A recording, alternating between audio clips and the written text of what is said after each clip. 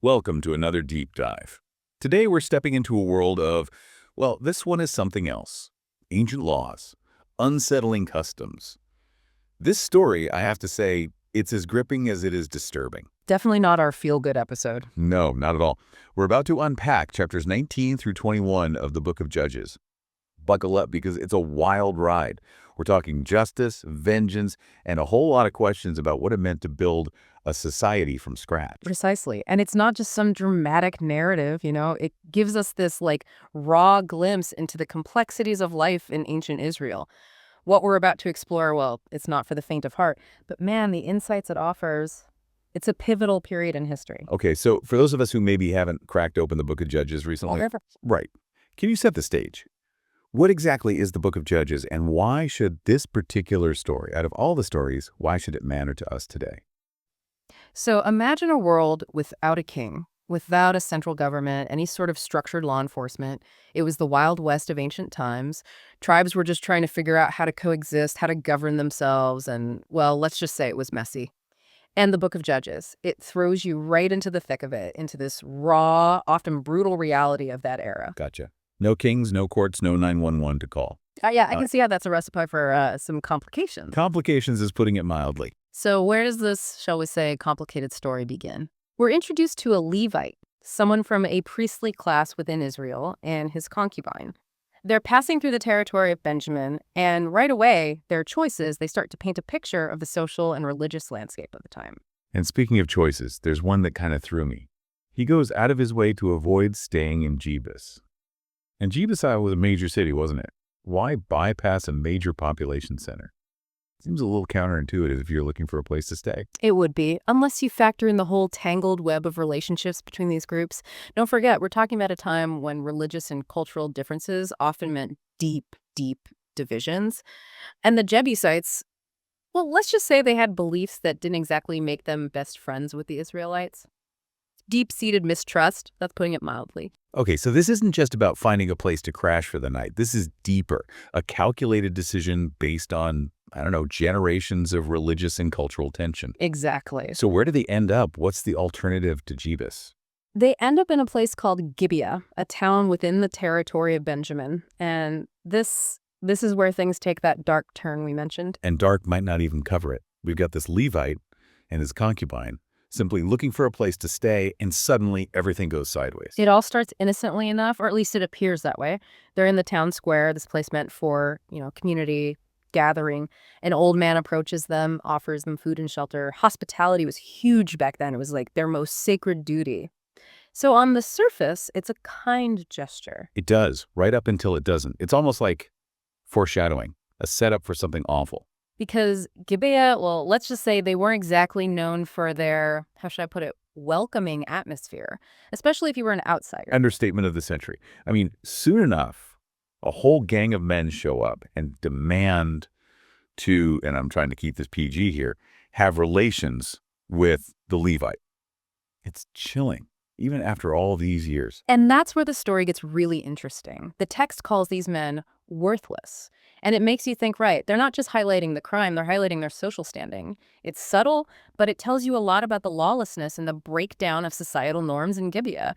These guys weren't exactly upstanding citizens. But what really gets me, and I'm willing to bet this is what our listeners are struggling with too, is how the old man responds.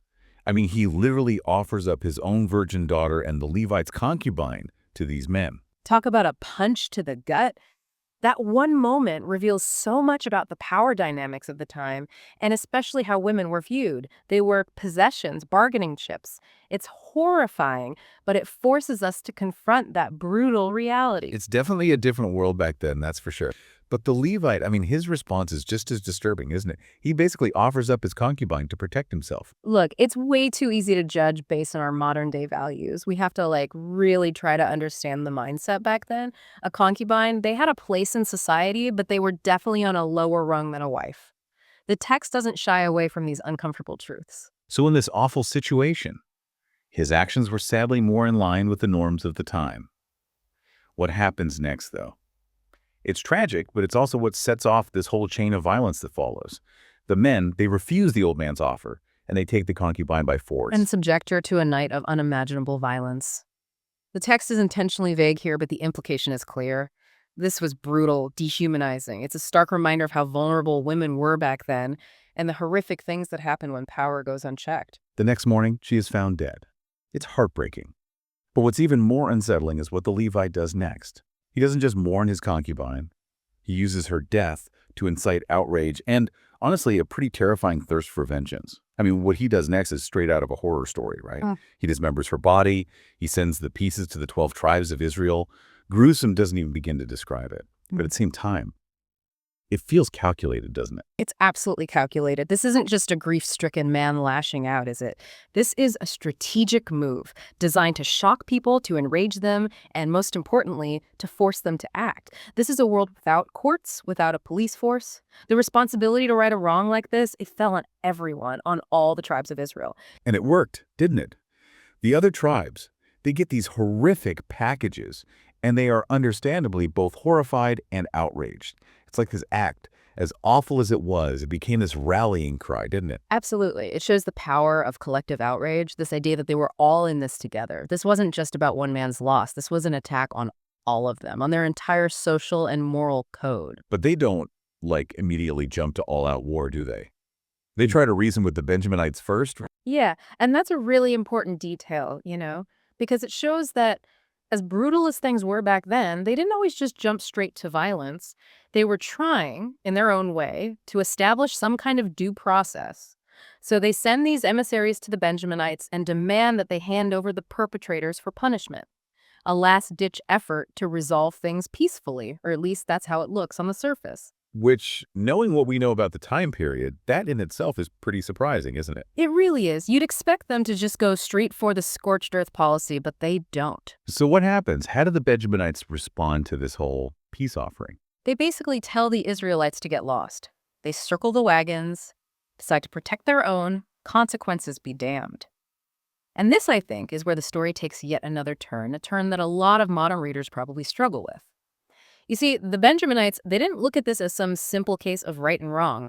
For them, it was an attack on their collective identity, on their very existence. So tribal loyalty trumps basic morality, even in a situation as horrific as this. It's complicated. Think about it. Back then, your tribe, your clan, that was everything, right? That was your protection, your safety net in a world that could be incredibly dangerous. In that context, yeah, I can see how those bonds of loyalty would outweigh what we might consider universal moral principles. It's an alien way of thinking, sure, but it makes a certain kind of sense. A terrifying kind of sense, if you ask me. No argument there. And unfortunately, this is what sets the stage for this devastating war between the tribes, right? Exactly. And we're not talking about some small-scale skirmish here. This is a full-blown war. And the death toll, staggering. Tens of thousands dead, according to the text. It's a brutal, bloody conflict, and it really highlights the tragic consequences of this clash between, on the one hand, this need for individual accountability, and on the other, this unbreakable tribal loyalty. And in the end, the Israelites, they win, right? After a long and brutal campaign, they finally defeat the Benjaminites. But it's one of those, what do they call it, a Pyrrhic victory. They've crippled one of their own tribes. They achieved their goal, avenging the Levite's concubine. But in doing so, they've created a whole bunch of new problems for themselves. They really did. They're now faced with this really unsettling truth, this incredibly complicated moral dilemma, and it's a stark illustration of how messy and complex justice could be in the ancient world. So they went into this whole thing wanting justice, right? They were driven by this sense that they had to do something, that it was their collective responsibility to right this terrible wrong. And now, here they are, stuck with the consequences. How do they even begin to reconcile this victory with the situation they've created? Well, this is where the story takes, and I'm not exaggerating here, its most unsettling turn. It's like the writers wanted to show you just how ethically complicated this world was, Because remember that oath they swore before the war. They promised that nobody would give their daughters as wives to any of the surviving Benjaminites. Right. It was supposed to be this punishment, this way to make sure that justice, however they defined it, was served, to isolate them, to ensure accountability. Exactly. But that oath, that promise made in the heat of the moment, well, now it's a problem. A big problem. Yeah. Because they decimated the Benjaminites, right? I mean, there are only a handful of survivors left, and this oath, this promise, it could very well mean the end of their entire tribe. So they're trapped between a rock and a hard place, aren't they? Yeah. Stuck between this promise they made and this kind of horrifying possibility of wiping out an entire tribe, their own people. And their solution, let's just say it doesn't exactly paint a pretty picture of their morality. This is the part where I always have to take a moment to process, I have to say. I don't blame you. What do? They set their sights on Gibeah. It was this city that, and this part is kind of fuzzy in the text, but for whatever reason, they sat out the war against Benjamin. Wait, seriously? They get punished because they didn't participate in the first place. I mean, talk about adding insult to injury. That's the logic, apparently. Their absence, whether it was by choice or circumstance, it was seen as a betrayal, something worthy of the harshest punishment imaginable. Which in this case is a full-blown massacre. The Israelites, they lay siege to Gibeah. They kill all the men and any woman who wasn't a virgin. It's cold-blooded, a terrifying example of how far they were willing to take this idea of collective punishment. I have to be honest, I'm struggling to see the logic here. What possible reason could they have had for something so horrific? 2 birds, 1 stone, I guess. They make an example out of Gibeah, right? They send a very clear message. If we call on you to fight, you fight.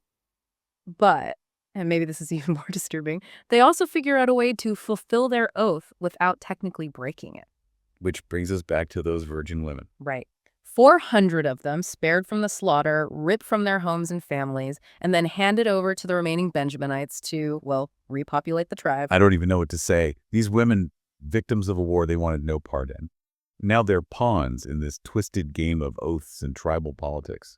And the text. It doesn't try to justify it, to soften the blow. It just presents it as the solution, and it's just as disturbing as everything that came before. This whole story, this whole book, it doesn't shy away from these uncomfortable truths. It forces you to confront the reality of this world, a world where things weren't always so black and white, morally speaking. So we're left with this image. A tribe almost wiped out in the name of justice, another one decimated for not taking part in the fight, and a group of women. Well, I don't even know if there are words. It's hard to find a takeaway from all of this. It is. And that, I think, is why this story still has power, even after all these years, Because it doesn't have those easy answers, those neatly packaged moral lessons that we're all so used to. It makes us confront the messiness of it all, the complexities of justice, how seductive vengeance can be, and how maybe morality isn't as straightforward as we'd all like to think, especially in a world that's still trying to figure out what it means to build a just and ordered society. It definitely makes you think twice about those good intentions, right? About how even with the best of intentions, things can go so wrong. So where does that leave us? Does this story, as brutal and complicated as it is, does it have any relevance for us all these centuries later? That's the million-dollar question, isn't it? As we deal with our own struggles, our own fight for a fairer, more just world, maybe this story can serve as a warning, a reminder that even the best of intentions can lead to some pretty dark places, and that maybe, sometimes, the answers aren't so simple. And that's something that's worth thinking about, something we can all keep talking about long after this deep dive is over. Welcome to Charlie and Mia's podcast. We're embarking on an exciting journey to read through the entire Bible in just 1 year. Every day, we dive into Scripture, exploring its meanings and how it applies to our lives today. We invite you to join us on this incredible adventure of learning and discovery. Don't forget to subscribe to our channel so you never miss an episode.